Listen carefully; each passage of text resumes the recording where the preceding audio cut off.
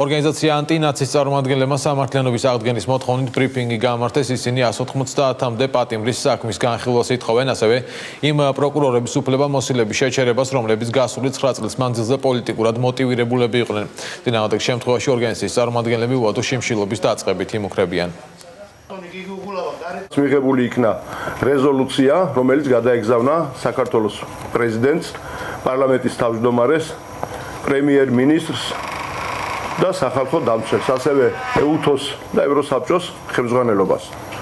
სადაც იყო პოლიტპატრონებისა და რეპრესირებულების მიერ ჩამოყალიბებული 5 პუნქტი. ჩვენ ვითხოვთ ჩვენი უფლებების აღდგენას, ჩვენ ვითხოვთ სამართლიანობის აღდგენას და იმ არსებული კონტინგენტის ხალხისა, რომელიც დღესაც ციხეებში არიან, მათი საქმეების გადახედვას, ჩვენი საქმეების გადახედვას, იმ ყოფილი რეპრესირებული პირების საქმეების გადახედვას